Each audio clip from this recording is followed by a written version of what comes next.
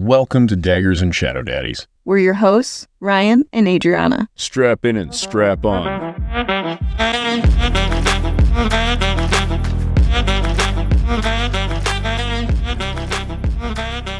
Warning, this podcast contains explicit content. It's all vibes and no facts. Prepare to be spoiled. Wait, no, these are spoiler-free episodes. We might still spoil you. T's leaving Violet love notes. Oh my gosh, so much has happened since then. And not nearly enough about T in these chapters. Enough to scare you a little bit. About T? Yeah, she's ominous. But I don't think she was in these chapters, was she? No, she wasn't. Okay. The last we heard of her was when leaving this note, and I was wondering if Xaden was the reason that T knew that they were after that. I don't think so. I don't know what's going on. She doesn't seem all that focused on Xaden. Like, she wants her as the leash or whatever for Xaden. But she doesn't seem overly focused on Xaden. She seems pretty intent on teaching Vi. At this point, Xaden's kind of the leash because he's the one that they have. The idea is they can exercise control of him using her. And they know logic won't appeal to him the same way it will her. He's guided by her. We even see in these chapters when he's talking to the king, that Violet is who he answers to. Violet is all he thinks about. Yeah, Violet's the only consideration he makes. Which is nice. It's what everybody wants to hear. Unless you're a citizen of Tyrandor. You're kind of like, oh, fuck. This guy. He would sell his soul for her. Nope, he did. It turns out that did happen, everybody. He's a little whipped. In a sexy way. Whips can be sexy. Remember when Rihanna sang about him? Oh my God, I thought you were saying Rhiannon. I'm like, when did Rhiannon start singing? Oh my God, that's how I'm going to picture Rihanna now. Now that song is stuck in my head. But you don't think that Xaden is the reason that T knows where they're at? No, I think she can smell Andarna's magic on Violet. Don't get into your theory yet. I want to get into it. Damn it, Adri. When are we ever going to get back to chapter 21? We're never going to get back into it. I have to talk about the things that are on my mind. The thought that I had right before I took a nap.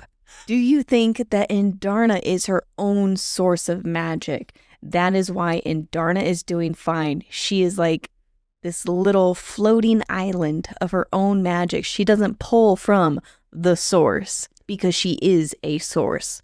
So, I agree with Andarna doesn't draw from the same source. But I think Andarna gets her magic from something else entirely. Fascinating. I don't know what. I don't know either. Maybe it's love. Because the whole comment of why would this den leave the continent away from magic, that was noted, I think, by Tairn. And Violet's the only one that can still communicate on this island. I don't know. Tairn can't even talk to Sigale in this. Like, it's tight. But have we considered that magic could be kind of like a language, right? Where on the continent, they're like, oh, this is magic. And to them, that's all they know. They haven't ever experienced whatever this other thing is that Andarna can tap into. What if she's speaking to magic, but it's a different language? Does that make sense? Ooh, that's really cool because we learn about Violet accessing more and more magic because she is more aware of being in tune with it. Right. That's really cool. I want to point out one little thing I noticed when they went to the isles that Violet kept describing. The continent is vibrant and the isle is muted.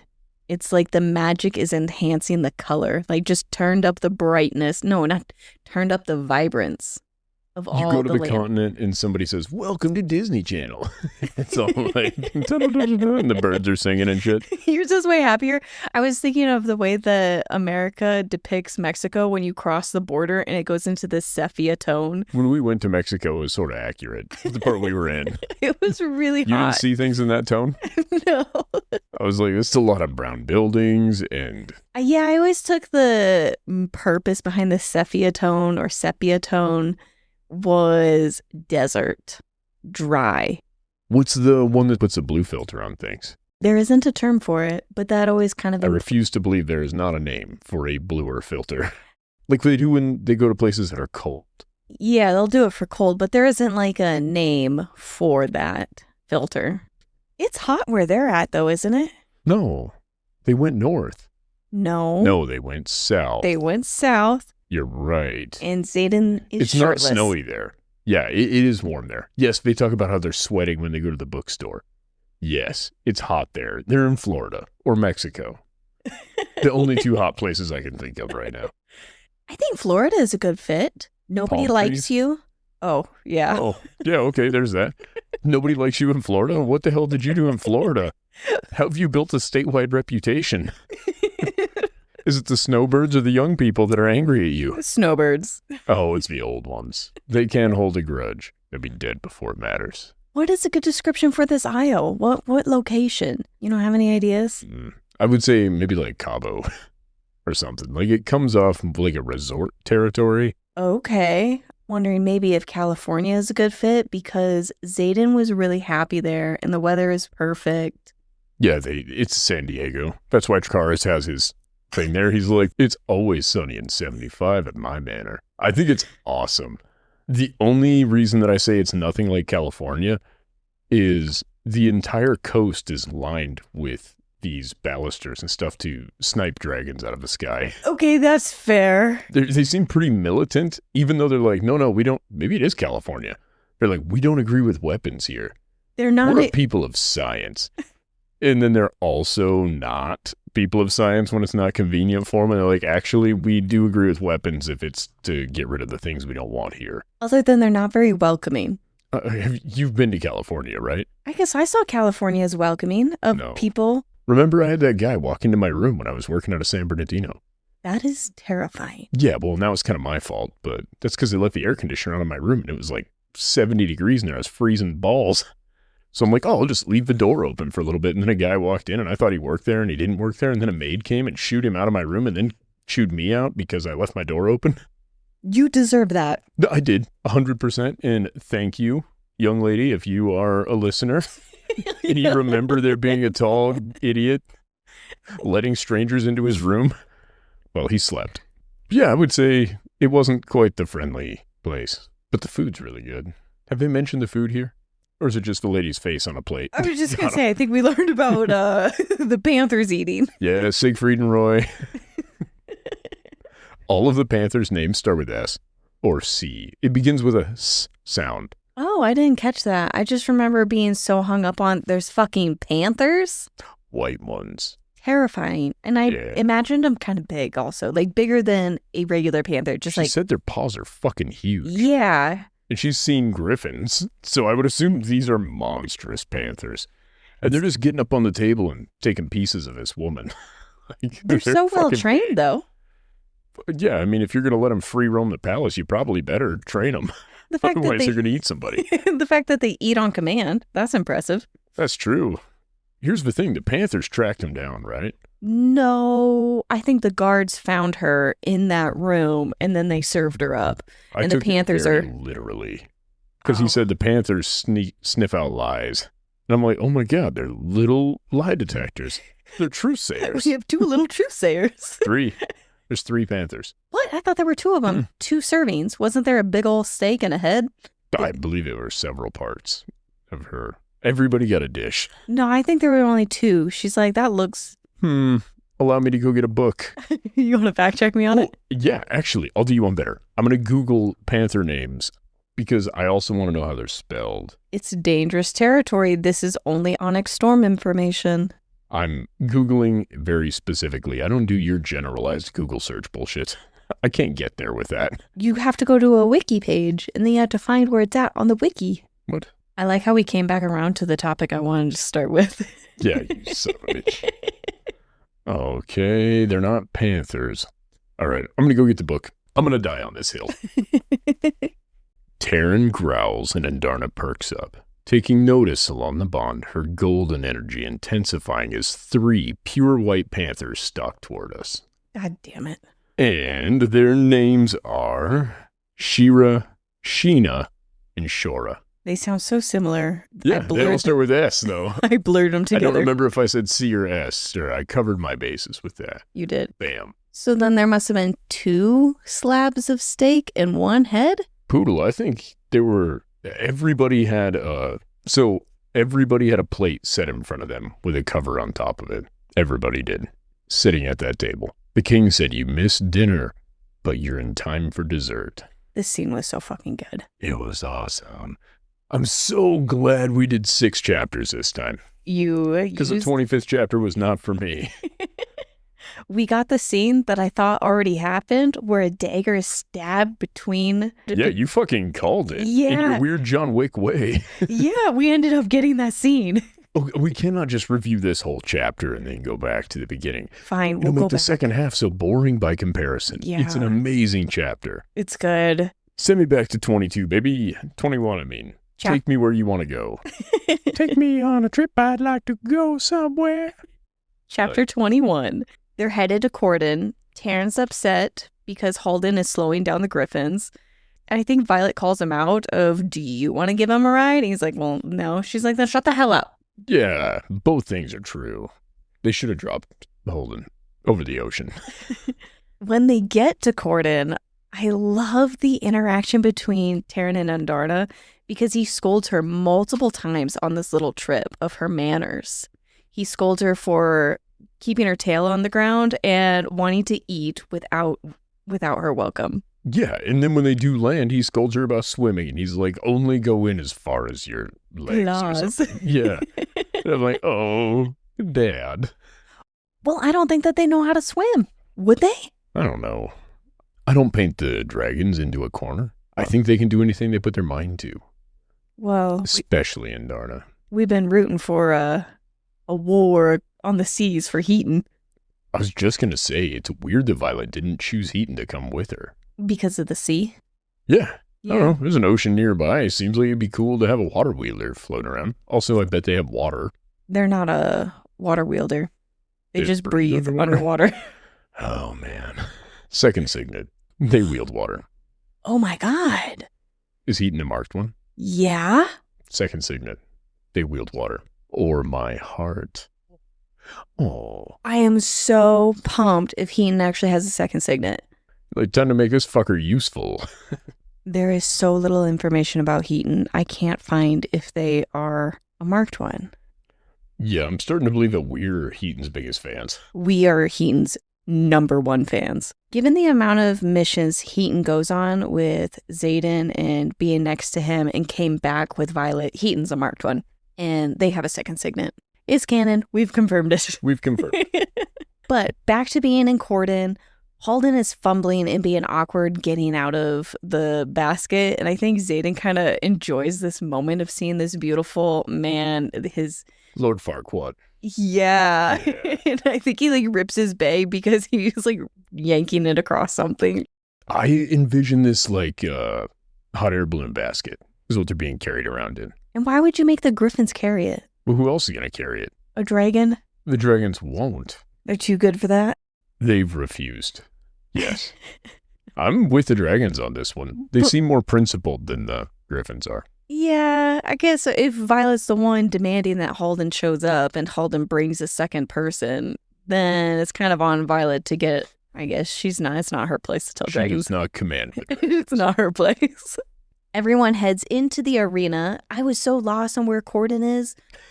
I know. I was like, where are they? You're like, this is the same place that they had the venin fight. Yeah, with her sister, her brother, and the venin popped out of the floaty box thing. Mm-hmm. That's where we're at. I need to be looking at this map more often if I want any reference. But that's where they're at. They all go inside. Tecarus is a shit stir. Yeah. Dane notices that Xaden got inspiration for his arena from this location. And Andarna wants to eat a tortoise.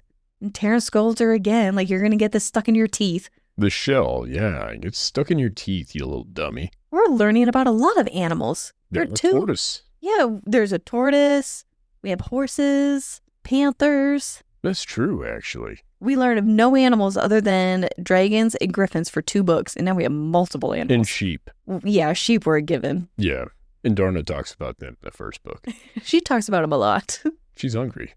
They meet Tecarus. Halden touches Violet's back, and then Xaden touches her back with his shadows, and everyone needs to double up except for Halden.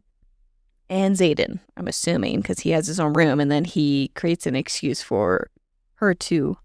He does the perfect thing with this. I was gonna beat up Xaden for being petty, but this is awesome because she cannot walk. She is too exhausted. They had slept 12 hours and then flew 2 days straight. No breaks. Really impressive on the dragon's part, honestly. And the gryphons, for that matter. The gryphons are fucking killing it. Anyway, they get there. She can't walk. Xaden's using his shadows to kind of augment her like an exoskeleton for her legs. It's awesome. And I'm like, well, that's cool. And then she's like, I'm going to have to march all the way up to the top floor to get to my room. And Xaden's like, no, you won't, baby. I got this. And so Tecarus tries to start some shit between Xaden and Halden, which he does so successfully. And then Xaden's like, oh, opportunity's knocking. Am I here as an instructor or am I here as, the Duke of Tyrandor, blah, blah, blah. And he's just goading the prince. And the prince is like, shut the fuck up. You're here as the Duke. You're not here as a goddamn teacher. And he's like, so you're saying I'm not here as a teacher? And Halden's like, oh my God, I didn't stutter. Yes, you are here as the Duke, you fucking idiot. And then Xaden's like, cool beans, I'm taking my lady with me because now it's not inappropriate because now I'm not a teacher. And he takes off his teacher hat and he puts on his shadow fucker hat, which looks like a cowboy hat. And then he just rips his shirt off and carries her into his room. Yeah, he picks her up. He's like, I know your legs don't work, but they're going to be quaking anyway, baby. He gets through the door, he kicks that bad boy closed, and then he slams her up against it. And he's like, let's get down to business, Mulan style. Oh, wow. She's like, I'm going to make a man out of you. And then everybody's knocking on the door. No, you're missing a very, very important part here. So good. While they're talking, banging. No, I don't think they're banging. They weren't banging yet, but they were macking. Yeah. It's intimate. He hears her monolog. Oh, fuck. You're right. I spaced the biggest part of this. She says something about, it feels so wrong, but it must be so right. Basically. Yep. And he's like, fuck yeah, it is right. And she's like, and what then she's like, the hell? The fuck? And he's like, you must have sent that down the bond, homie. He's like, I wasn't rooting around in your brain for anything. And she's like, I don't think I sent that down the bond. That's weird. And then she she's like, blames him. Yeah, well, and to be fair, at this point, she should blame him. He's the intrinsic, best to her knowledge. Now, we know that she's an intrinsic. Do you remember the amount of times that we would complain about his signet and how he would just answer things outright as if it's not an intention? Yeah, but to be fair, he didn't only do that with Violet. He read everybody's intentions, and some of them were very specific. I remember fighting you on this, that he did not answer direct thoughts of anybody's, only people's intention to get a vibe if they're good or bad. But with Violet, there were times where he just answered her thought just outright, and we're like, oh, it's because he's intrinsic. There's the sign of his signet. There's another one. And we were really hung up on him just answering it as if it was a straight thought. Yeah, I stand by. He still does that. Because the fact that he even doesn't reiterate in this moment, I couldn't do this if I wanted to, means that he could do that. But he just assumed that it was the bond. And in the past, he was in tune with their bond before her. But his excuse wasn't, I couldn't do that if it wasn't through the bond. His excuse was, I'm not doing that. True. And I think when he did test out their bond that they first had, he couldn't hear her thoughts. He just sent her one, is all he did, like lobbing a baseball to her. Yeah. He wasn't receiving anything. Well, no, initially he was receiving. And then he decided to try to talk into her head. And that's when she got freaked out in Fourth Wing. Really? He could hear he's her? like, I wanted to try this. And so he tried talking into her head. She's like, motherfucker, get out. And he's like, oh, this is going to be awesome. God damn it. I think initially he thought it was his intrinsic power is why he could do it with her. And then realized it was more specific than what his intrinsic power would do. So that's why he tried talking into her head. And then he's like, oh, this bond works this way. Cool beans. We're 26 chapters in to the third book. And I was really hoping to figure out what her second signet is. It is intrinsic. This is her. I know it's her, but I mean, like, what's the name? What does it all do? Because this seems very different than the dreams. It seems like she's injecting herself. She's transmitting now instead of receiving. But I think she just has a more powerful intrinsic signet than he does. Interesting. But yeah, that scene happens. And Yeah, she I can't blames believe I him. was just going to glaze over that. You're right. That was a cool moment. Tecarus knocks on the door. That's who interrupts them. It says, Halden cannot be flown in on a basket. He will go by ship. We're leaving in a few hours. Meet us there in X amount of hours. Can you imagine how fucking tired Halden is? I was thinking that. Halden got no sleep, but he can sleep on a ship. Maybe. Has he ever been on a ship before? I don't care Do we about know if Halden's he's throwing feelings. up over I'm just pointing out if you're trying to take care of the prince, maybe we make sure he's got his sea legs too. Either you're going to be in a basket, but you got some rest, or you're going to be in a ship and you're tired. I'm just pointing out he may not get rest on a ship. Also, it's not like it's a cruise ship. This is like a medieval ship. Right, because they don't have the technology. Yeah, we don't hear about a lot of steel ships rolling around the place. The closest we got were the bayonet thingies. We don't even have guns, okay? This is a sailboat he's taken there. This chapter ends with Xaden and Violet, and they're on the edge of the continent, on the ocean shore, and there's little to no magic, and they can't mentally talk to each other. That's once they've crossed over. Yeah, this chapter must have ended when they crossed over and landed? Yeah. It goes to the next morning. They're waiting on the shore or whatever. Tecarus and the king are already there. And she's like, it worked out great because, not the king, the prince. She's like, Prince Halden wanted to go meet with the king by himself. He didn't want us with him anyway. What was with the moment between Tairn and Andarna? Violet talks about how he whips his head around and he goes and he latches her. And she's like, well, what's going on? And Andarna's just quiet. And he doesn't want to talk about it. I don't know. I think she got too tired or something. Just him chewing her out again. I think Just constant scolding. that's what I'm guessing. He's a little baby. Or something weird happened with the magic. Maybe her magic transitioned into drawn off a secondary or whatever. Oh, I wonder if it was around the time that he lost connection to Sigale and it upset him and he was worried, so he went down and swooped up and got Andarna. This could be. I know Andarna didn't seem to fight it either. Yeah. She was like, fuck it. Yeah, whatever. And then she gets embarrassed when they show up. Carry around in a Bjorn.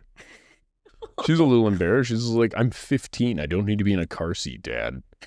That Drop is me what it off was around like. the corner before we get to the school. He's like, we have to get through the bayonets. Yeah, okay. Were they bayonets? No, I don't know what they I were was called. like, bayonets are things on the end of a Yeah, rifle. it's the term I could come up with in the moment. What is it again? I think they're ballistas.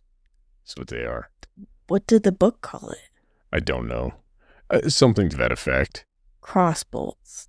Which is kind of what a ballista is. A ballista is like a huge crossbow. It launches a projectile. I'm going to take this moment and relate this to Dane. Remember when they're in the library and she's like, Dane, do you remember when you were really into this? Dane has his Roman Empire moment. He does. You fucking called it. He's like, there's a lot of really interesting shit that happened at 500 CE or something like that.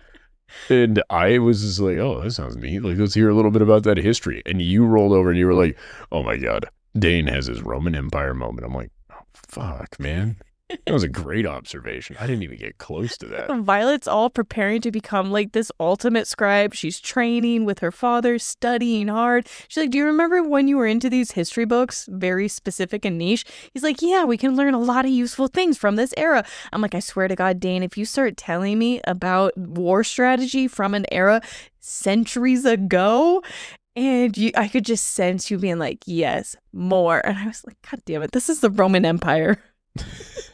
It is their Roman Empire. What I liked about it is he could have responded to her in Crovelish and she would have had no fucking idea what was going on because Violet couldn't learn that language.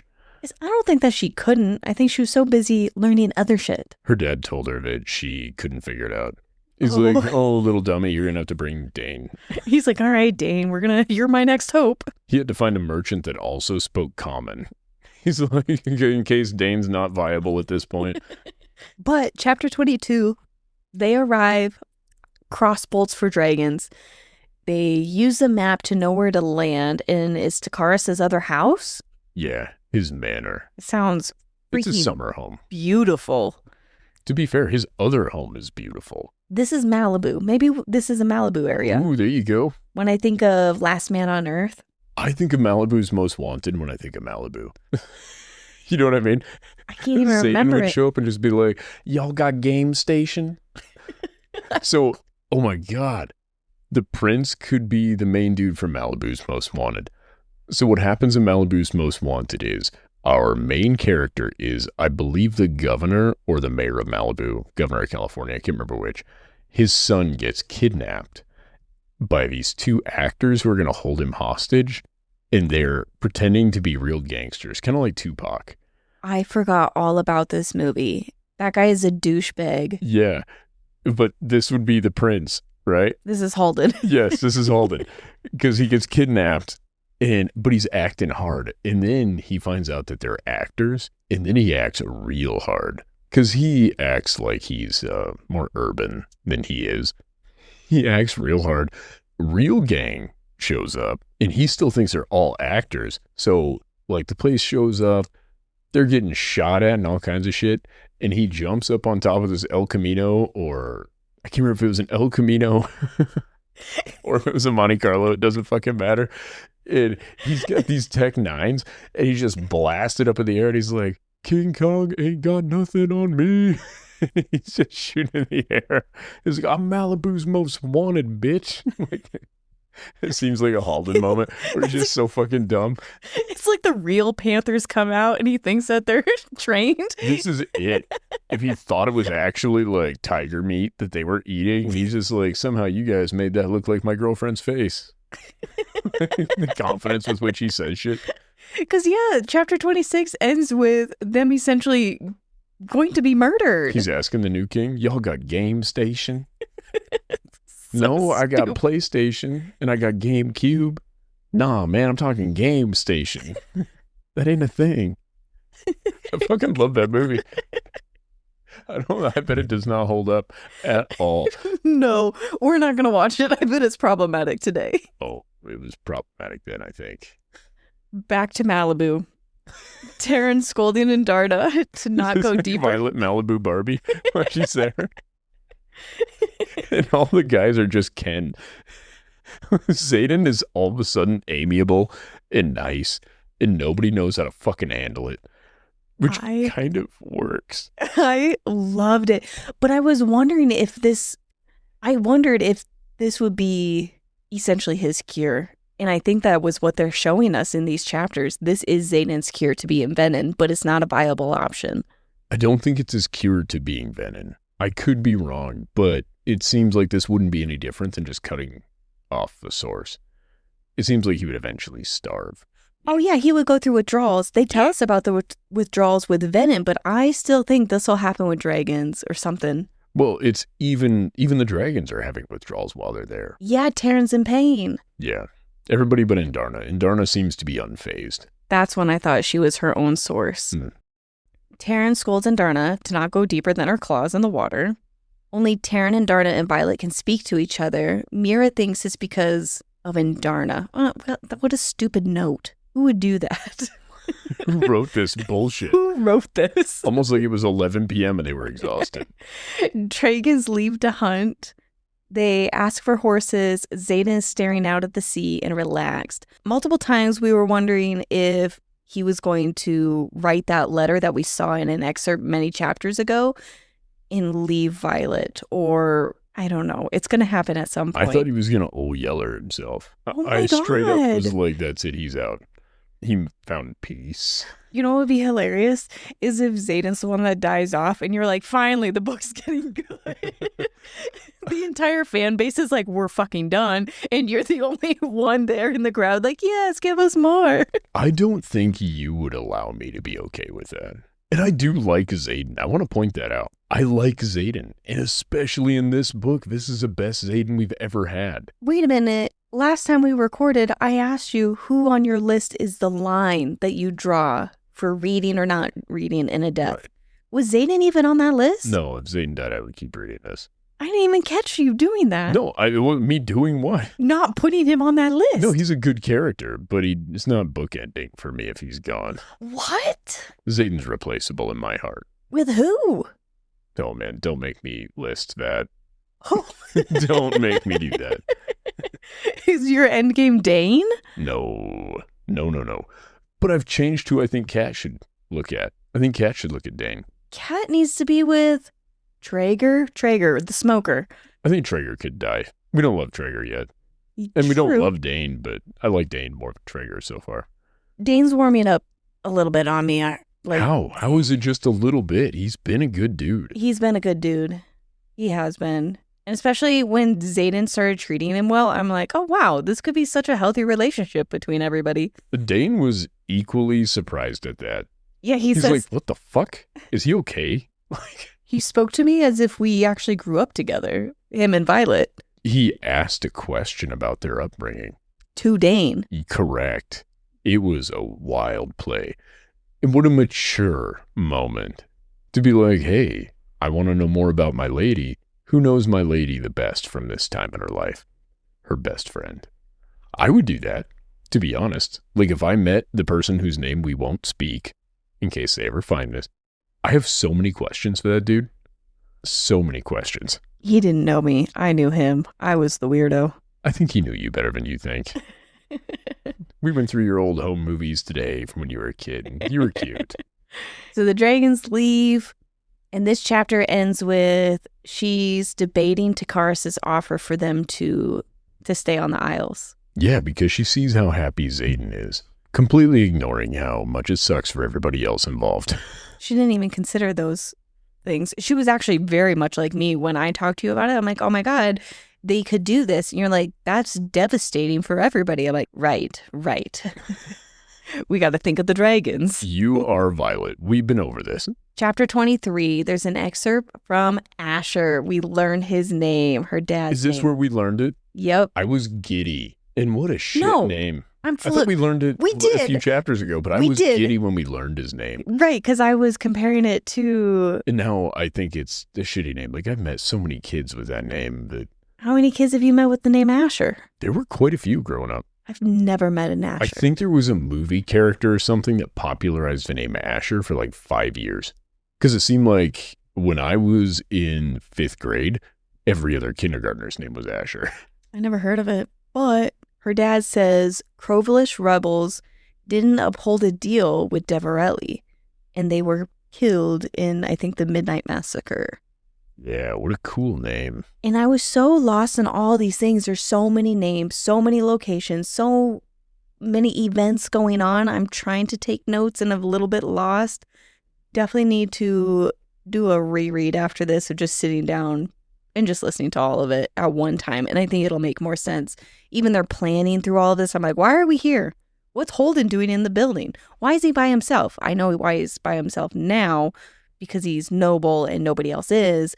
But I was lost on why he was there, but they're doing their own thing. I was thinking about why this is for you. You want there to be foreshadowing for every specific piece of information we get. Maybe... But Violet's withholding information from us also, and I don't like that. That's what I mean. You want it to be something where when they give you a detail, you should understand why it's important now. But I think what's happened is we reread the other two. And so we were trained to look for things. Yeah. So when you're trying to do that with this, and we just can't do that at this point. No, because she solves the questions. Mm-hmm. And I talked about it, how I kept going back. I'm like, she has an inkling towards something and she didn't tell us, nor could I solve it. I didn't see it coming. I don't know how she pieced that together, that they were dealing in dragons. Yeah, no, we weren't meant to be able to piece that together. We're supposed to appreciate the Violet as Batman. And then, as we're listening to the chapter 28 scene, they're getting dessert. We know there's panthers. We know the king's a psycho. Baby, that was chapter 26. I haven't got to listen to chapter 28 yet. I meant 26. But I turned to you and I'm like, dragon eggs would be a delicacy. Are they going to be offered up dragon eggs? That's what I thought was going to happen. I thought it was going to be dragon eggs underneath that bad boy. I'm somehow relieved. It was. What do you mean somehow? I'm definitely relieved. Relieved it was a woman's head, not a baby dragon. Body. I believe it was all of the people in his royal guard. She recognized the face of a lady, but I believe all of their parts were the things. He was only allowed to bring one person. Okay. And it was her. Sorry. I heard him say my royal guard, and I assumed it was more than one. But I guess she would also have been his royal guard.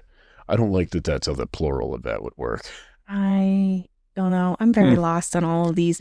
Chapter 23 then starts with they're all on horses. Xaden is happy. Xaden asks Dane about his childhood with Violet, and they make it to the market. And Riddick asks if anyone else thinks they live in a shithole after seeing this place. Tecarus gives her advice. Before they leave ever, he says, keep your head down. Don't let anybody know what you are, who you are.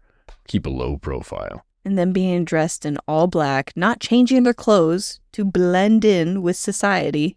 And they are the only ones that have swords.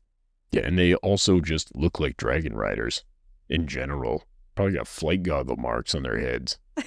Fucking goobers. They still have their flight goggles on, just pushed up while riding horses, and they look all like goobers. What do you mean they're wearing the goggles? Like, I got them. Might as well sport them. I think only 3 of them know how to ride horses. Dane, Violet, and Xaden?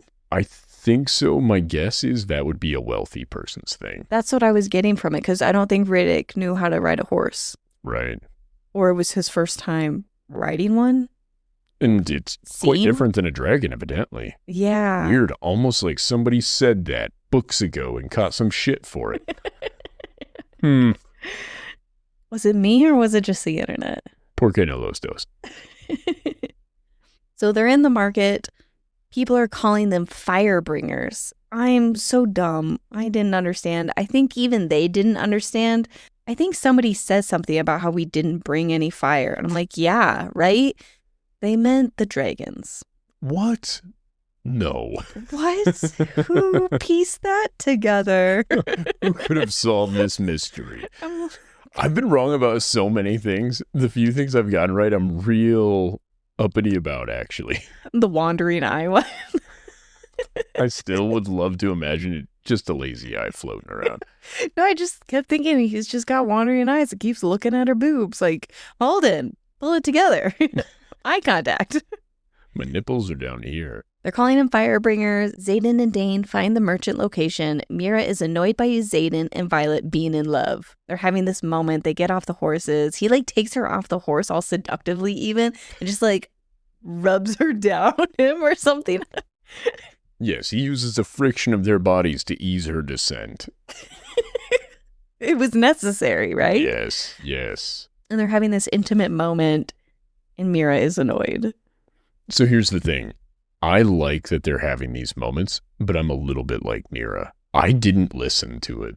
I missed a huge portion of chapter 25 because I literally fell asleep. I think Mira is grounding, if that makes sense, almost calling things out for what they are, like a reality check. She points out, I bet you guys can still talk to each other because I'm Andarna.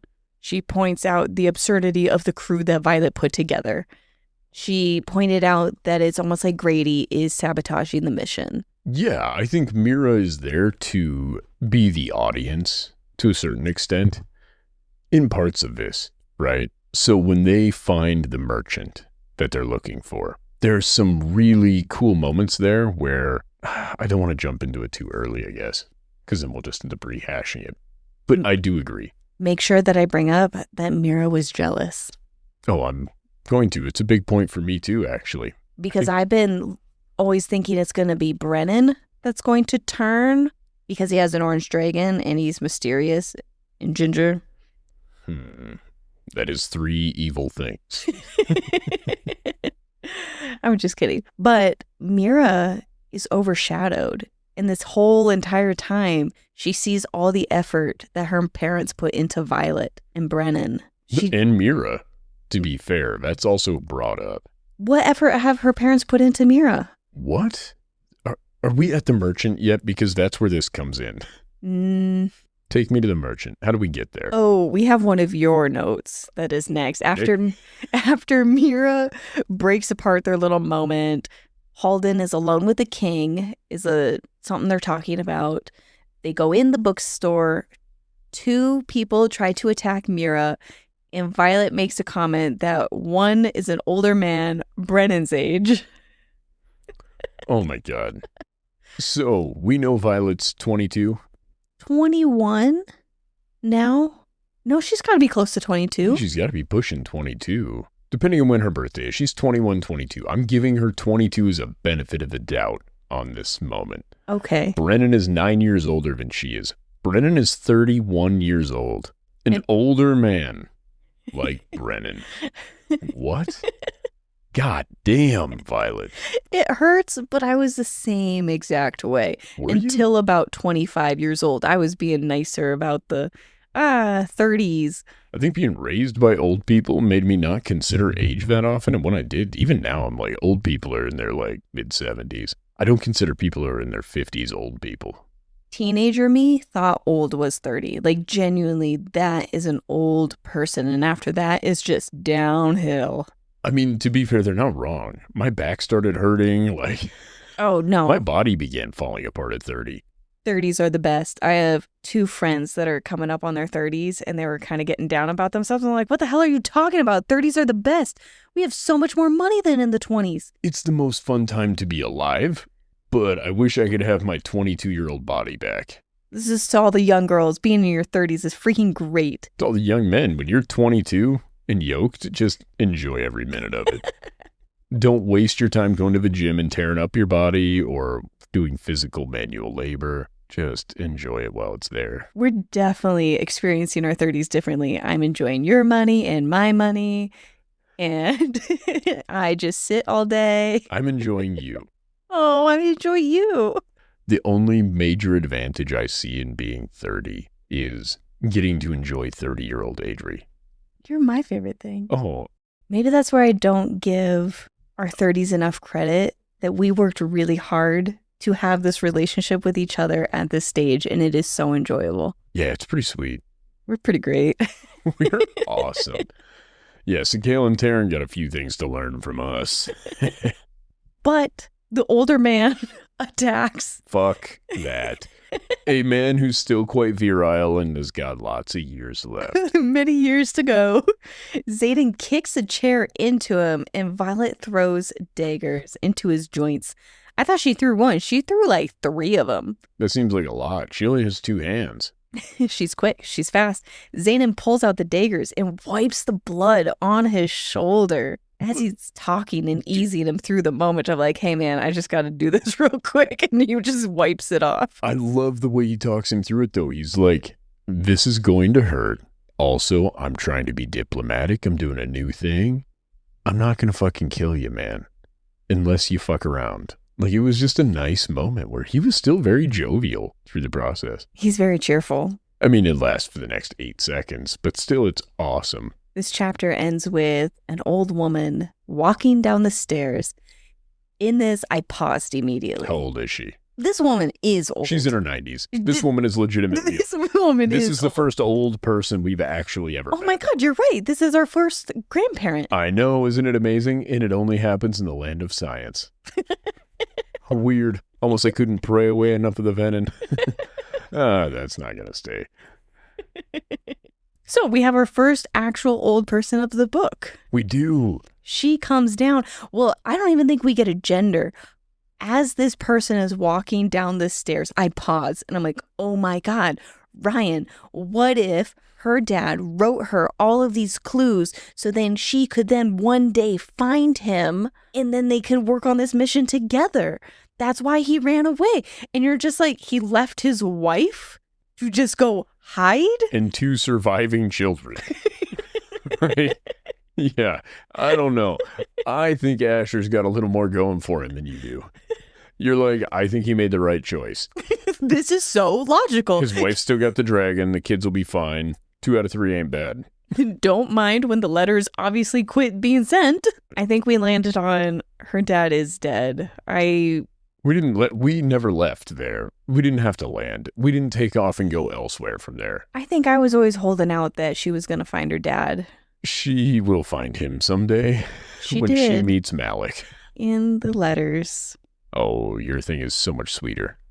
Ooh, you know what? Your moment is coming up here in about 2 seconds. The old woman walks down the stairs and she knows Violet, based off of her hair, it's pretty obvious. And Asher, Soaringale's books are what she is holding on to for Violet. Mm-hmm. Chapter 24, the excerpt is Lilith's letter to Asher that he left too soon. At some point, I don't know if this stuck in an episode when this happened, you were theorizing that she's writing letters to. I don't think we kept it. Well, I'll still take my points from you, though. Because we were getting confused on who was writing a letter to who. We thought Lilith wrote a letter to Violet's dad about there's no cure, there's only control. And then we later learned, oh, that was Lilith to Nolan. So I removed all of it because it was just nonsense. And you defended, even though Asher's dead, Lilith could be writing letters to her dead husband. Yeah, I did this for people that I knew that have died. You just get it out that way. It's like a diary. And I think that's what this moment was, her writing to her husband that he left too soon. Thanks for bringing the mood down. I know, I did. But back to the old lady. Back to the sexy old lady. Back to the old lady.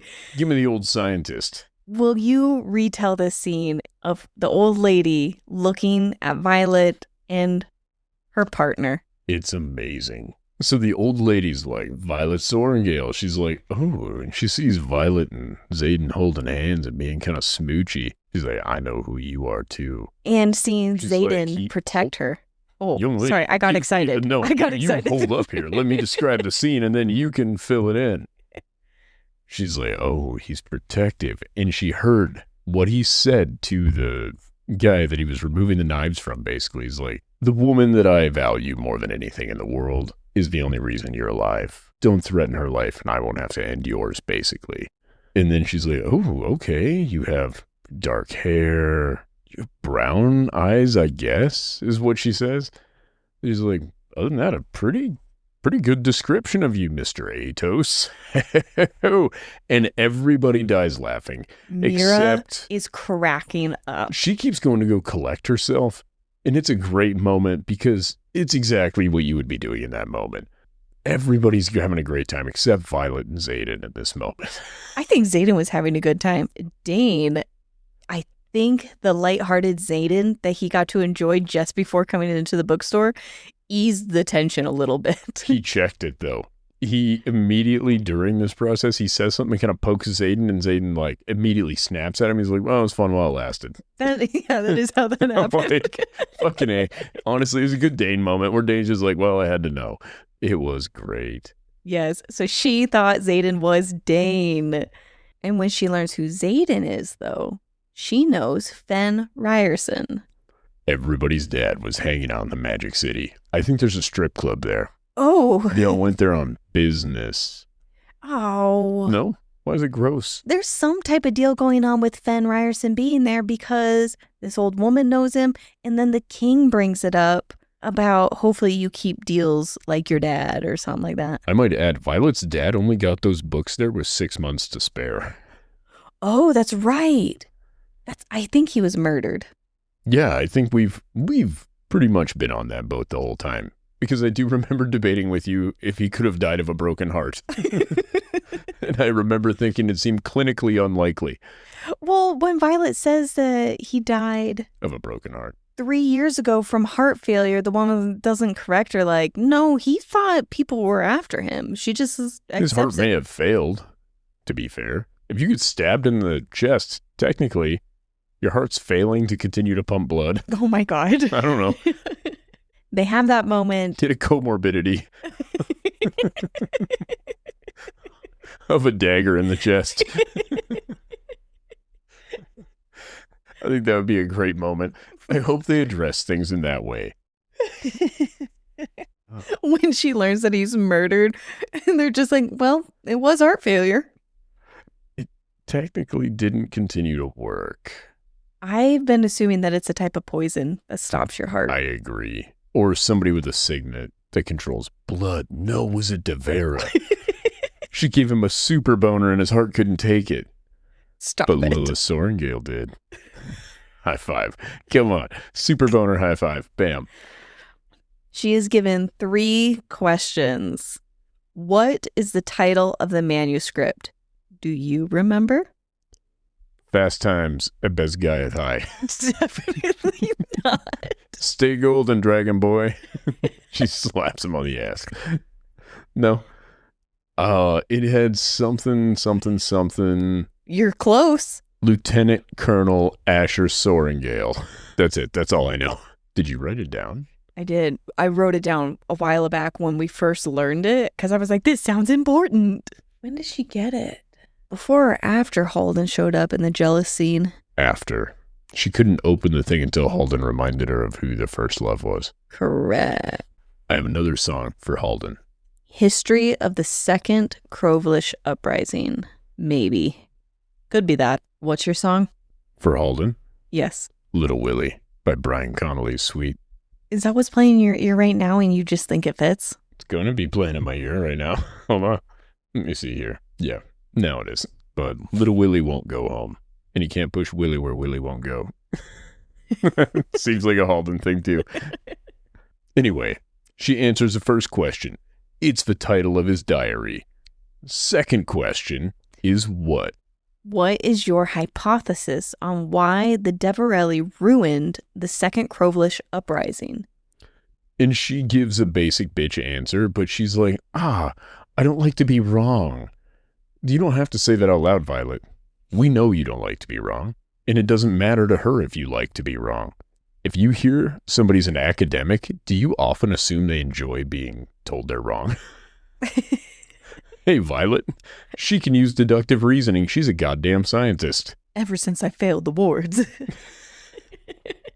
She is so funny. Her answer in this moment is it's in chapter 14 of the manuscript, and it wasn't good enough of an answer. Because it was a basic answer. Because this lady said, what is your theory? Yeah, she wanted an actual theory on why, because it's not an obvious answer. I'm wondering if it was never written down by anyone, if it was all verbal, so it takes being intuitive to figure it out. Well, yeah, what Violet gave her was the conditions leading to it, as opposed to the theory as to what it could be. The whole point is nobody would have mentioned it to Violet. She would have had to have come up with it. And she did a great job, and she needed Dane. She needed Dane to be able to convince him, but I am lost on the dealing in dragons. Why were the Crovelish people dealing in dragons? We don't know this yet. We don't know what they were supposed to get in exchange? No. That's the mystery of this book. You don't have the answers for me already? No, I don't. I believe what was supposed to happen is somebody was going to get dragons in exchange for more information, I believe, and perhaps forces of something. But you can't deal in dragons, so they would have had to have been stolen for you. How do you steal a dragon? Well, that seems to have been the problem. They promised they could, and then they didn't. Do you think that you could give sheep those little vials to block the magic and then bait a dragon with it? Seems like when the dragon does get its magic back, you're probably not getting bonded. But what do I know? Just my guess. Seems like they gave him to Violet and Varish ended up dead. So. But it would be easier if you could find Feathertails because they're tiny. But they come out with wisdom. Like, do you remember what Andarna was like? Andarna was a really, really old egg. I don't think all baby dragons are like that. Well, you could just get an adult orange, right? They're not that bright. They seem to only bond evil and dummies. They might come willingly. Other than Brennan, who doesn't so far appear to be evil or a dummy. So we're assuming he'll turn evil. Imogen might be a little bit evil. But in a sexy way. That's probably true, too. She's our lady, Xaden. So other than, I'm fighting some battles in my life. I think Kat is a better female Xaden, the more that we get to know her also. That's fair. So that whole discussion happens. Then she has to convince Dane. And part of her convincing Dane was us learning about Dane's Roman empires. But what a good moment, right? Because she didn't have to convince Dane because this lady wanted to prove Violet could convince somebody. This woman just wanted to see the novella drama. Right. That wasn't part of, how would you... She's like, bitch, I got the books. Do you want them or don't you? And her granddaughter is like, is this necessary? Also, throws me off so much. I love the Rebecca Soler is the one who reads this, correct? For the audiobook? Yes. I love her work. She's amazing. I do wonder if they gave her a note to make these people sound Russian. Maybe she can only do a couple accents. Fair. But does it not throw you off thinking of Malibu, but it's all Russians? Or We're the ones who put Malibu on this. There's palm trees and it's warm. Oh. Do you think of those things when it's Russia? No. Me neither. I would have totally bought the Panthers being Russian, right? This came off as a John Wick scene. Yeah, but in a place that's warm and not gray. Right. I think I was just putting a lot of John Wick on Came it off after. a little more Narcos to me. I think after I brought up the stabbing scene and you're like, oh, it's like that. And we never got it again. I'm like, oh my God, we're back. And we're in. Violet gets the questions right. What made you leave the prince? Yeah, again, she's just in it for the drama at a certain point. And her granddaughter's like, but why? And she's like, nothing this interesting has happened in a bookstore in a long fucking time. She's like, I want to know. Well, I wonder if her and Asher were just gossiping about Violet's potential engagement, her whole story, and then it ends with, but they just broke up. And she's like, but why? And he's like, I don't know yet. And that she was just left on that note for gossip. Yeah, I think she was really looking for some tea, and I think she got it. Here's the funniest part to me, though. If you're Asher Sorengale, you're like, oh no, I need to hide things. My life is in danger. Do you hide them with a 90-some-year-old lady? You think she's going to outlive you? Nature may get her before you die. You hide it in an inconspicuous spot. Nobody ever expects it to be the 90-year-old librarian. Do you remember when Lilith did this and they were calling her out on there not being any guards at the front of the Wardstone section? She's like, that's so obvious. They're obviously over there. And then they get to over there and then those guys were dead. This is a little different. It's a 90-year-old librarian. Well, she was... What happens if she dies before Violet gets there? More specifically, she was 93. Maybe he trusted her more at 90... Exactly. 90? 90. He's like, she's probably going to live to be a hundo. She looks pretty spry. If Violet doesn't figure it out in the next 10 years, she doesn't deserve the information. I just think it's funny there wasn't an alternative plan. Like, yes, I trust you, old woman. But where would be the best bookstore in all of these locations? Maybe you also have her granddaughter in on this a little bit. They were in on it. They didn't know who Violet was. The old lady's the one that recognized who Violet was. Remember, they wanted Violet dead. They know to keep bad guys out. I don't think Violet would have got those books if it wasn't for the 93-year-old woman. Well, maybe she has it on her deathbed when she would share that information and all of the gossip and tea. Who do they got to go to get the mystery books from? I feel like this espionage shit is too difficult for me. I'm like, I don't think I would make a good spy at all. Because I'm like, there's no way you leave this with a 93-year-old woman. It just doesn't seem like good planning. Turns out I'm wrong. It's the best planning because I did not assume this would be a good idea. I would be terrible as a spy or a spy hunter or whatever. You would probably see the old lady come down the stairs and be like, all right, guys, we've just got to go. Who we're looking for is clearly not here. I would be busy hitting on that old lady. A 93-year-old woman. That's your favorite. I love old women. Old women are the best and they're so complimentary. I can't wait until you're 93. I'm going to drink up the next 60 years of you, baby. You're such a goober. But she answers the questions, and Mira gets jealous in this moment.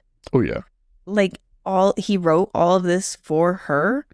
And I like how the old lady addressed it. She's like, this is just her mission in her story. You have your own. That's what I was going to address later. When you said, what did her parents do? The old lady says, her father raised her for this purpose. Your mother honed you into what you are for your purpose. They were both Brennan's kind of the one that sort of got the half-baked raising out of both of them, which I suppose would have been the healthiest style of parenting.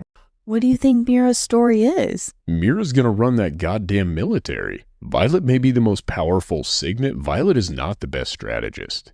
You're right. Mira is the one that is protecting people. What she needs to do is provide protection for people, and that is what Mira does. That's a great... I didn't think of that. Mira is basically Lilith. Yeah. We were even talking about how Lilith's mission is to protect the wards, to protect her children. Yeah. And her daughter is a little ward. Her daughter is also a badass. Mira sees the best griffin rider, their war hero, like the Tairn of Pormish. Poor meal. Pormelian. What are the people called? Paromish. Paromish. Mira sees the Paromish Tairn. They're like, oh my God, he's a sexy warrior man, blah, blah, blah, blah, blah. And she's like, hey, you're this guy. Reputation precedes you. Nails him in the ball sack. And he is so awestruck by how awesome she is. He's like, and your reputation precedes you, madam. And continues to try to climb her. Like, she is awesome. He doesn't continue to try to climb her. I've been expecting flirting out of him. He did flirt with her. In that moment. He hasn't been around her since then. Isn't he on this trip with him? He's on a goddamn horse. This guy is? I think he's outside in the books. Here's the no, thing. that doesn't sound right. Where's Cat? Where's Drake? They didn't bring him yet. They're still in... Cordyn? Yes. Because they need to get permission from these people for their mission. But Riddick came? Yes, Riddick's a dragon rider. No, Cat is there. Is she? What the fuck is she doing in the meantime? Wasn't she there at the end of chapter 25 at the door? Everyone's out in the hallway moment? I thought that was Mira. Maybe Cat's there by then. I don't know. Maybe they're all hanging out at his beach house while these guys are off having their adventure. Who knows? Drake was at the front of the horses. Do you remember this? It went Drake. His name is Drake? Yeah, it is. I don't like the name. Here's the thing. I know I heard it exactly as many times as you played it. It never sunk in who this is to me. Now he's just a Canadian guy. Oh, no.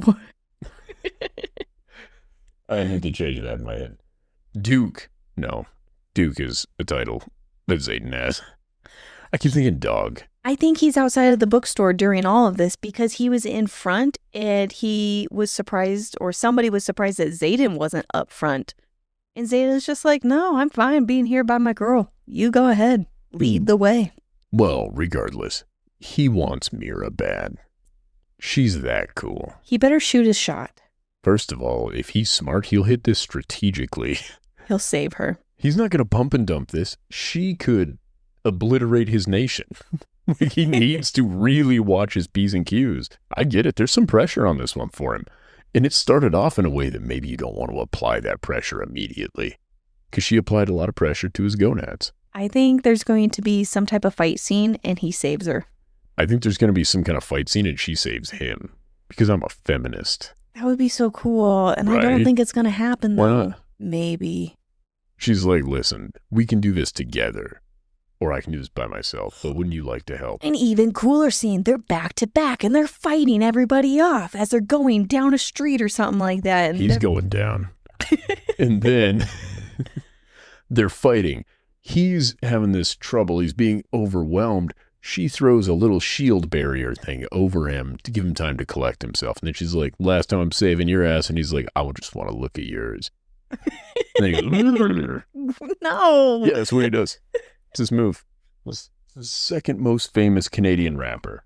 Okay. Don't you dare make that association. How's he described? We can just change his name. To what? Blake. Can't be. I had a friend named Blake, and he wasn't a warrior. What are we going to rename him? B. Let's call him B. For bitch. Oh, I forgot. His name is actually Drake. Let's call him D. We have V, X, T, and D.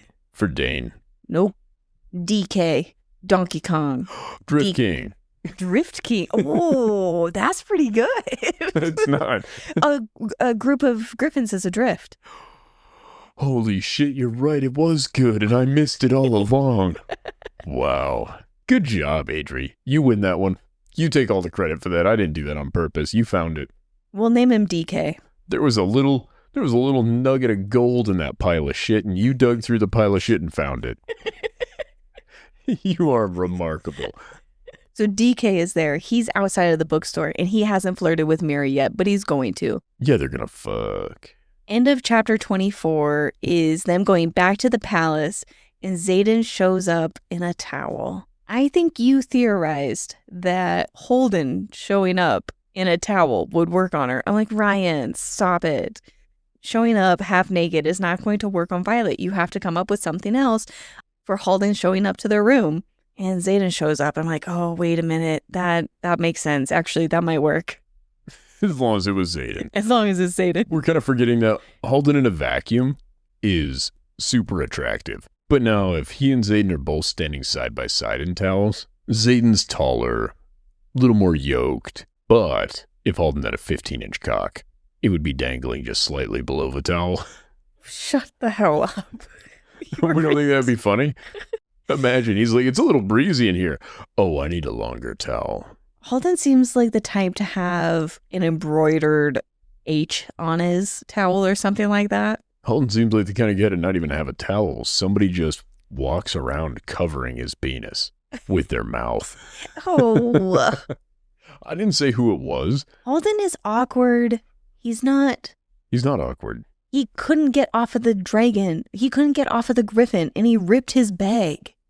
Okay, he had an awkward moment, but I don't think you would describe him as an awkward human being. All right, fair. He seems pretty well polished as a human. Fair. Chapter 25, it starts with an excerpt from Riorson to no one in particular. I don't know who. And he says, "Love is a useless word. Save love for your children." I believe it was addressed to whomever needed it or whoever it was intended to receive or something like that. I think it was intentionally not left addressed to somebody specific. Was the purpose of this little excerpt about what's coming up next when Xaden calls her his consort? Yes. And that the way Xaden is raised, or maybe the way that this world works with nobility, is you choose based off of status and purpose. I think really what it's meant to do is, I think it's written for Xaden and basically telling him, don't pick a woman, that will burn you. Because he comes off like the kind of guy that was hurt before. Perhaps Lilith Sorrengail and him were flirting for a while, and then Asher swooped in. What if his dad had a love that he wasn't allowed to pursue because his parents made him, had an arranged marriage for him? He doesn't come off like the kind of guy that was exactly running with what Daddy said. Fen, yeah, he had a rebellion. That makes sense. Yeah, and also was like, dragon riders are like the worst. You know who I forgot all about? Xaden's mom. What do you mean? We bring her up almost constantly. Do we? I think I've addressed that T might be Xaden's mom like 3 times. That sounds right. I thought you thought she was Lyra, and then we got a name. Oh, no, I also said Lyra. I theorized a lot of things. She could be Lyra who changed her name when she became immortal. She's like, immortal me needs a new name. The only reason now I don't think she was Xaden's mom is imagine Riorson being like, I need a woman to birth me a child. Get me someone virile. And they're like, we found this immortal witch in the woods. He's like, oh, fuck her. But tell her she can only live here for 10 years. They managed to conceive Xaden. She's just counting down the days. She doesn't seem like the type of woman to knit Xaden a blanket. She doesn't, but she kind of does in a weird way. No. She might have been the one that left the axe in the armoire. That's what she seems like. Yeah, I don't think he did it with her. I forgot. He might be into it. We haven't run into anybody who could possibly be his mom, though. We've run into everybody could have been his mom. What if that's what the book ends on? Is meeting his mom, just like we got with Brennan. What if it was the old scientist lady? What if he's like, I know she's virile. She's had children before. She's like, I'm just not getting pregnant. He's like, we got to keep trying. You're only 73. You did the math pretty quick. I didn't. I fucked up the math. That would have been if he was 20 years old. Yeah. If he was 20 years old. So she would have been 68. You're 68. I can see there's life left in those eyes. Are you distracting me because you know what chapter 25 is about? I didn't like chapter 25. I didn't dislike it. We have to talk about it. It makes sense. Okay. This was good for you? Clearly, because I've thought about it since we've listened to it. You are... Yeah, Rebecca Yarros is edging you guys. hard in this book. Even pulled you aside. I was like, you know what I've been thinking about? You're like, yeah, well, what's going on? I'm like, you know the scene in chapter 25 when they break the table and he's got his arm across her back and holding her head and he falls to his knees while they're still banging? Like, you remember that scene? You're just like, yes, against my will. I'm like, you kind of did something like that one time. Do you remember? And you're like, yeah. I'm like, yeah, that's been on my mind for a little while now. What's funny is I remember when doing that, you seemed uncomfortable with it in the moment, so I've just gotten 10 years and not done it since. That's kind of the thing with these books, though. They fall down. I would have been like, oh my God, I need to get up. And she's just like, no, I'm just here for the ride. Do you remember when we did something similar and destroyed a bed in a spare bedroom? We don't need to discuss that. You can cut it, but same. Same. But with these books, they get rid of the awkwardness. I didn't feel like it was awkward when we were doing it. Well, but I had boner brain, so I can't be trusted.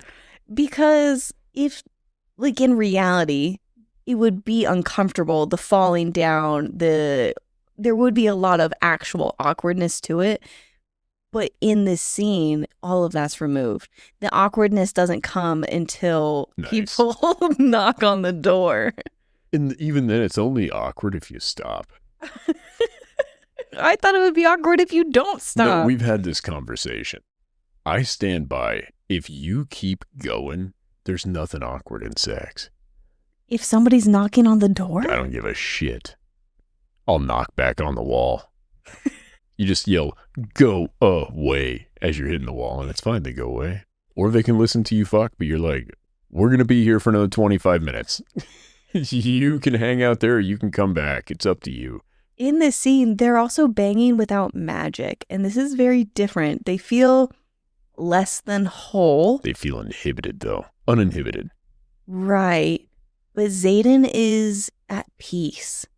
He is not worried about hurting her by drawing from her or drawing from the ground or giving into the indulgence of pulling from the source.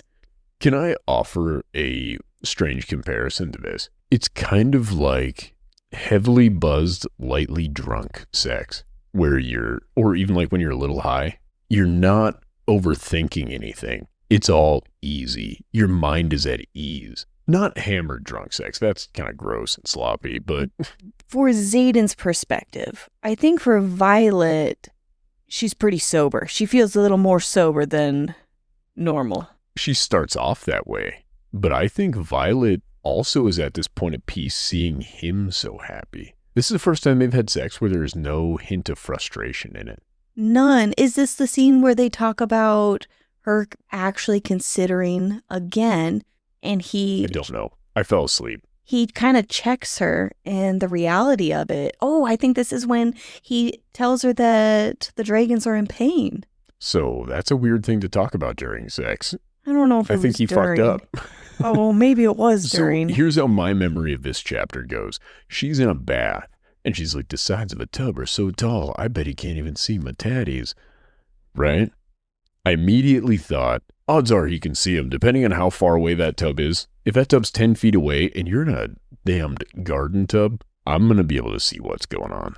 Not to worry. Second of all, she goes to get out of the tub, and she's like, hit the lever. After she compliments their plumbing. Which is cool. She's like, they have beautiful plumbing. And I'm like, I appreciate this detail, actually. Tell me more, Violet. The fixtures. Yeah. Are we talking exposed copper pipes? Are we talking silver fixtures? What's going on with Tecarus' place, right? I was picturing white and gold, so probably the copper. Sure. We'll run with it. And it's beautiful, right? It's this marbled bathroom in my mind. I'm like, wow, this is beautiful. Absolutely amazing. She's like, I hit the drain with my foot. And I stand up, and during a 5-second conversation, all of a sudden, the remaining water is draining. How fucking big is the drain for a tub that's that deep? Details. You're flowing. No, don't ruin the fantasy. I'm not ruining a fantasy here. You're just like, how many gallons a second is draining? Gallons a minute is how usually you measure flow. Yep, there it is. Yes. This is the thing. I'm like, okay, if your standard tub's anywhere from 55 to 70 gallons of water, she's displacing a small amount of that. She's a small person, but she brings up how, the tub sidewalls are quite tall. Is there an overflow set up? How many gallons of water? I'm going to say she's got 100 gallons of water in this big-ass tub, right? It's like a garden tub. She gets 100 gallons of water to exit that tub in 15 seconds. That's amazing. That's 400 gallons a minute that tub can just get through its drain system. What sort of venting do they have going on for It this? sounds dangerous for her to be in it. Literally, it would be.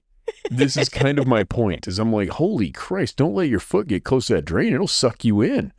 You'll be there for a while, Violet. On the topic of tubs, we only have 6 or 7 books under our belt now. Yeah, this is the 7th. The most beautiful bathtub in all of these books is in the Night Court. Mist and Fury. Specifically above the mountain. Yep. Yeah, I agree. No spoilers there. Just know out of all the bathtubs in these 2 fantasy series is the Night Court. That bathroom sounds incredible. Back to this. Only for just a small moment because they bang one out. We learned about the dragons. Then I fell asleep shortly thereafter. She brings up how he's in a tiny towel. You didn't miss much. I feel like I must have. You seem pretty excited about it. You've been talking about it a lot. You're like, you remember that moment? And I'm like, nah. You're like, yeah, but I do. I'm like, okay. Everyone shows up at the door. The king is keeping Halden. Chapter 26, we have the excerpt of ASIM withdrawal is being studied. I don't know by who or where. I think I made assumptions of Bezgaeth. It's a female, and within the first 24 hours of being withheld from magic, she seemed fine, but then she needed to be killed. And fire didn't work, so then they went to poison. Well, did she need to be killed, or were they trying to find ways to kill her? No, something happened after 24 hours that they had to switch to stage 2. Oh, yeah. They can't continue to interrogate him. They kind of go out of their mind a little bit, is what I think we were getting from this. What I got from it was within 24 hours, she seemed fine and being withheld from magic, but then she showed her true self. They start to go feral, is what I'm getting from it. And they had to jump to stage 2, and they're like, oh, we got to kill her, and fire didn't work. But they did document it. They're like, you can check here for death by fire, and you'll see later on death by poison. And I'm like, well, if method 1 obviously didn't work, they got to method 2. Does make you wonder what kind of poison gets them. I think the same one that got her dad. Because he was venin? I don't know. I don't think he was venin. There's no way the dragons would have let him observe Feathertails if he were venin. That's right. We keep hearing about Violet reading the book, and she's not reading it out loud to us. Yeah, it's a little upsetting. But she just got 6 more, so. She's got several more books, and we're going to hear about them. And they're all password protected, so that should be fun. Oh, that's right. We're going to learn more details about her life she doesn't want to share with anybody. She points out that the vibrance on the isle is like turned down. The green isn't as green. It's just not as bright and pretty. Xaden and Violet show up to the palace. I have a terrible sense of imagery with these books, and I keep rewinding it often. I'm like, where's Tairn? I thought Tairn was gone. You're like, he's literally behind them. That's why he roared. And I replayed it again. That scene is great. I kept thinking that she's repeating herself. I don't have any problem with you going back. I do think you should warn me before you do it, because sometimes I'm listening intently and I'm like, oh, she's reviewing this again. I'm like, no, we're reviewing this again. I got it. Understood. Because they show up to these guards, they're threatening Xaden and Violet, and one has the audacity to threaten Tairn, and he roars. And she's like, did you really have to do that? And he's like, well, I thought it was funny. Yeah, he's like, did I have to? No. Was it fun? Yes. And Violet's like, they don't like it when you do that.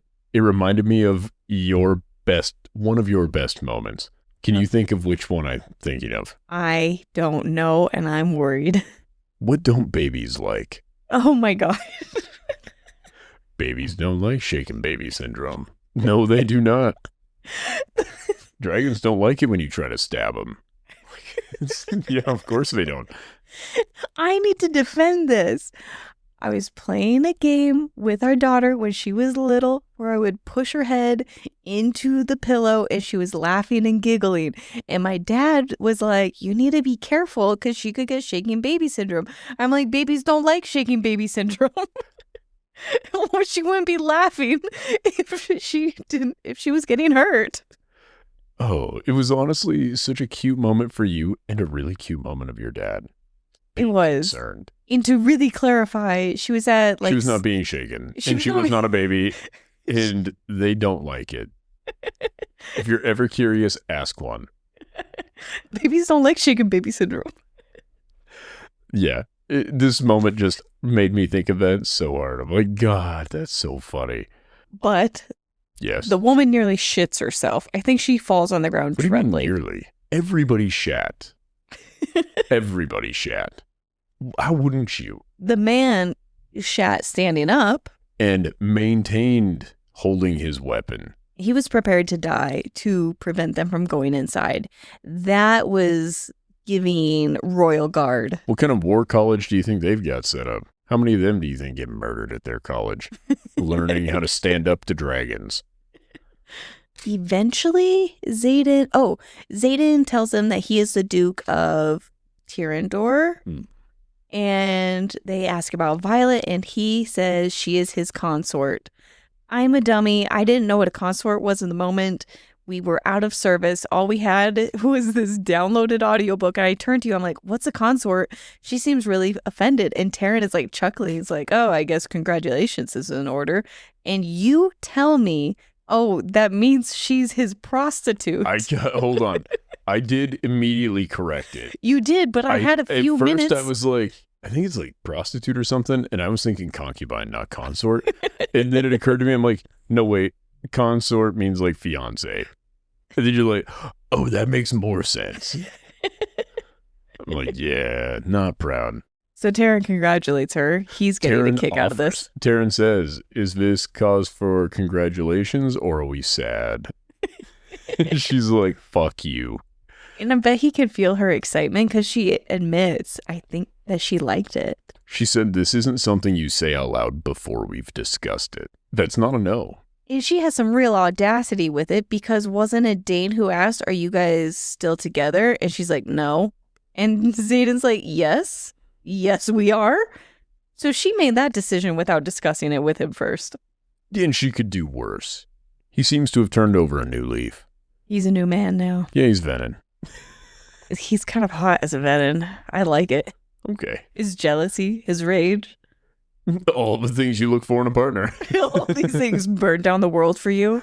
Yes. They go inside. The king is young and handsome. She does not describe him to the same degree that she did Halden, at least. No. She says he's a few years older than Xaden, but very handsome. Halden wanted to use Tecarus' house, and he offered up Auratia's blade that was taken during the reunification.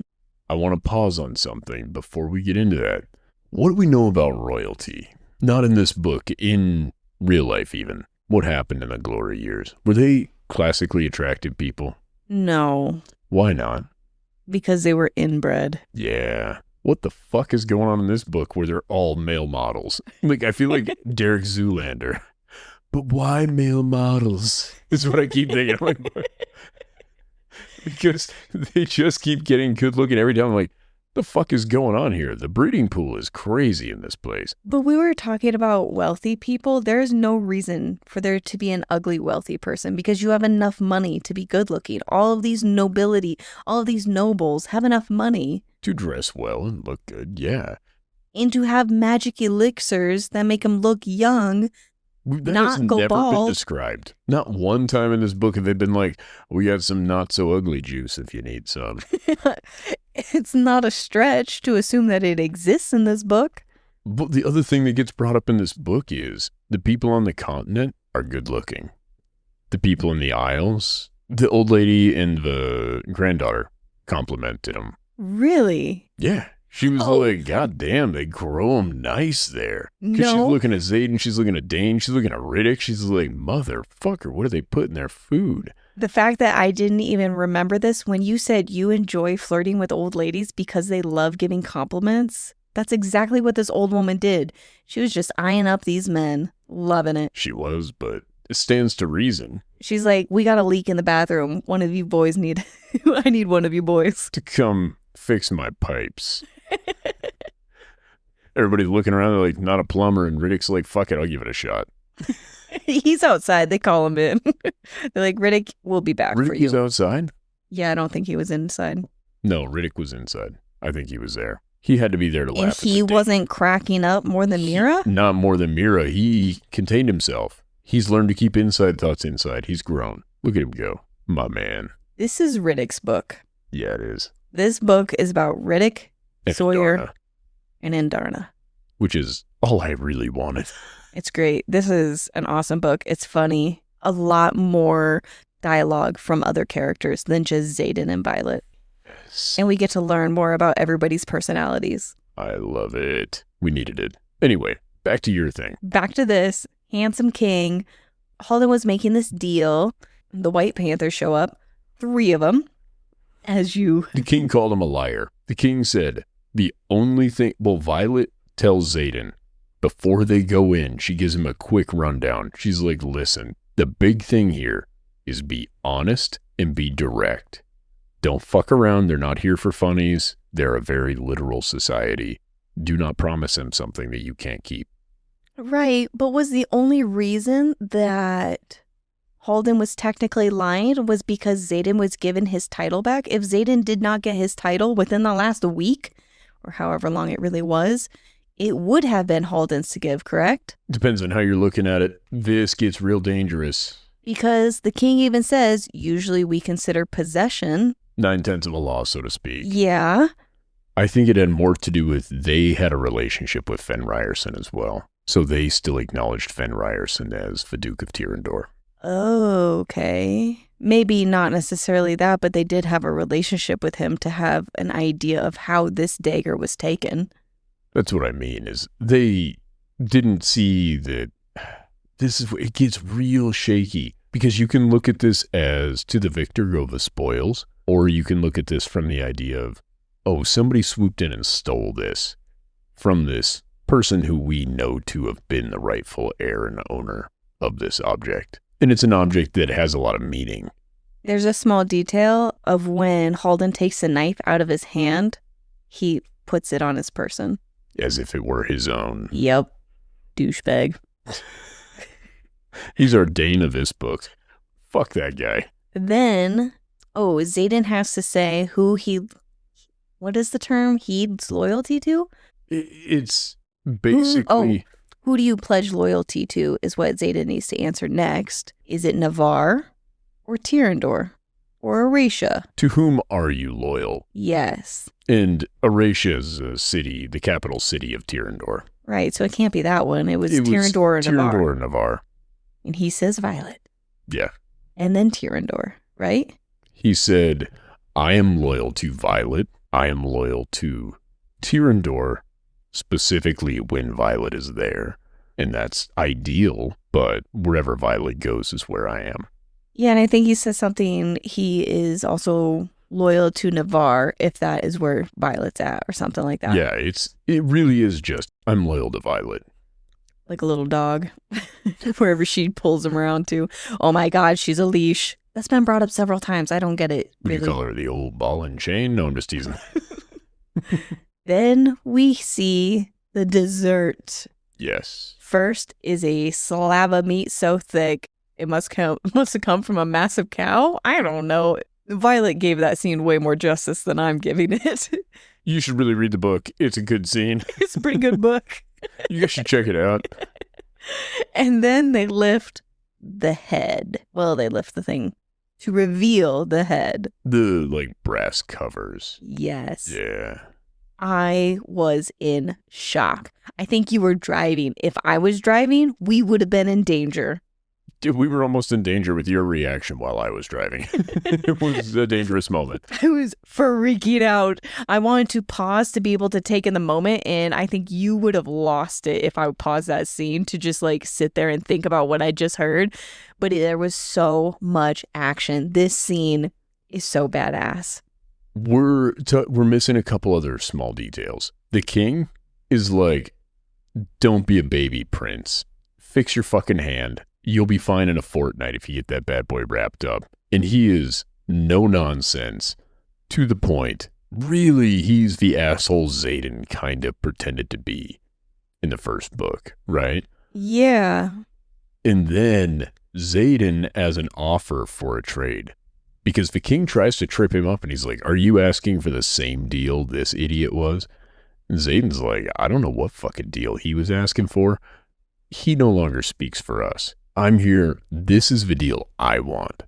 And what I'm willing to give you, he goes to give him his dad's knife. And Violet's like, whoa. Nope. That's not how this shit goes. Then Violet starts to open her bag. I don't think we learned what's inside her bag yet. I think it's the amulet. That's all busted up and shitty. I thought she gave that to... Oh, you're right. Maybe. I don't know. It's an offer. We don't know what's in there. Right. Yeah, Halden thinks... Maybe it's a note that says, I owe you. I think it's information because Violet... I think it's something like information. The king also sees a value in allowing Tecarus to live. Tecarus? Damn it. Tecarus to live. Yeah, he's just like, get out of here. Yeah. And he brings it up several times. He's like, I like this guy. But I think he likes him because he knows that he's just in it for profit. There's no bullshitting him. And they've made a lot of deals. Halden thinks that Navarre was taken advantage of to exchange priceless items for help. We don't really know how that help was given, but clearly Halden thinks that they haven't kept up their end of the deal. And that is why he sent his girlfriend to go get those list of items. Yeah, there's something weird going on there. We don't know exactly what it is. But yeah, Halden's like, hey, this is our shit. We gave them, so they would provide a service. They didn't provide this service enough. We're taking them back. And that's when, yeah, the girl gets caught and turned into panther food. In this scene, at the very end of chapter 26, Xaden offers a deal for Tyrandor separate from Navarre, and I really believed that the king was going to listen. The fact that he didn't, it felt so much more real and raised the stakes. It's not over yet either. It's not. The king says, kill them all, except that guy. That guy's just like, Tecarus is just scurrying out of there. Yeah, he's like, all right, I'll see you guys back at the house if you make it. Bye. What do you think's about to happen? I think Xaden and Violet are going to be a badass couple fighting the Panthers. I think fucking Tairn's about to come in there. Oh, yeah, there's no ceiling. And the king raised those Panthers since they were cubs. And I think Tairn's going to come in and Violet's going to go, listen, if you would like to continue to have your babies, you're going to calm the fuck down and listen to me, or my dragon's going to destroy what you love. Because when we're done with these cats, we're going to tear apart your fucking castle. That's what wants to happen. What does Tairn call these cats? Does he call them house cats? Yeah, he does. That scene. That was so good. Because Violet's like, oh no, these tigers are scary, or the panthers are scary. And Tairn's like, I'm not letting you die to some fucking house cats. That's right. And you're like, oh man, he's so cool. One roar and they would be gone. They're still animals. This is so great. I love it. This was a great set of chapters. Let's do another 5. Yeah. We did 6 this time because I was a baby about chapter 25. I love you. I love you. You're my bestie. You're my bestie. It was a great time. We had fun. Now get out and go live your life. No, wait. No. Thank you all for listening. We appreciate and love you all. Please follow us here, TikTok, or Instagram at Yarros.Podcast. And then go live your life. Bye. Bye. Get out. We're done. This was Daggers and Shadow Daddies. Now it's my time. Toodaloo. It was fun for us. I hope it was fun for you. But that's all we've got. Goodbye. Come back in a few days. We love you.